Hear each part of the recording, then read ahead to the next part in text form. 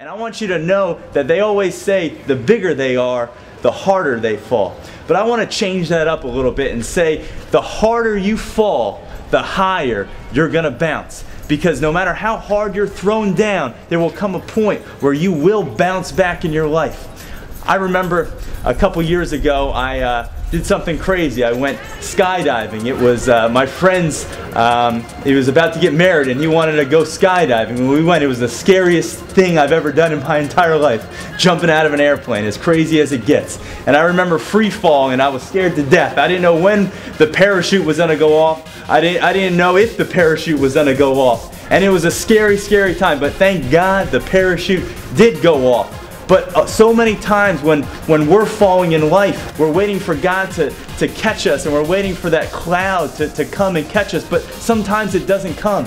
And then there's the impact where you hit the ground and then suddenly what's on the outside starts to change. If you see a ball that's thrown down, it has to absorb the impact somehow, and it changes what it looks like on the outside. That's the impact. That's the second aspect of the fall. When you hit bottom and suddenly what's on the outside changes, suddenly your car gets repossessed, suddenly your house goes into foreclosure, the divorce is final, and suddenly you feel like your world is starting to change. That's the impact.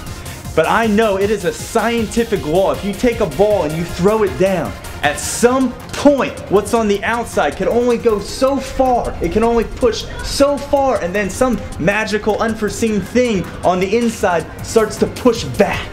And then restoration comes. Restoration comes to you. And I want you to know that greater is He that is in you, inside of you, than any circumstance that could come against you on the outside. And there's going to come a time where we don't have oxygen inside of us like the tennis ball or like the racquetball does, but we have the Holy Ghost power inside of us. And there will come a point where the enemy can only push you so far, and then suddenly what's on the inside will begin to push back the enemy in that same place that he tried to attack you in, and restoration will come in your life. Sometimes we have to be like Muhammad Ali, just sitting on the ropes, doing the rope-a-dope. We're just taking the hit, and you just got to take the hit sometimes, but you got to know that your turn is coming.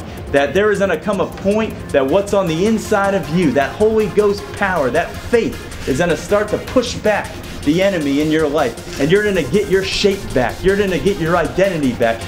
Joel says that He will restore the years that the locusts have eaten away in your life, and you shall eat in plenty. There's restoration coming to your life. And the last aspect of the bounce is elevation. First you will be restored, and then suddenly the lift comes and you begin to go higher, higher than you ever dreamed, higher than any of your friends or even your family ever thought you could go. You break the limitations off your life, and elevation comes to every aspect in your life. Though you were thrown down, do not rejoice over my enemies. Though I fall, I shall rise again. And I want you to know, if you're going through the fall, if you're going through the impact in your life, hang in there. Do the rope-a-dope just like Muhammad Ali, because restoration is coming to your life. It's coming to your family. It's coming to your finances. It's coming to every aspect of your life. And then now this is going to be your season of elevation, of promotion,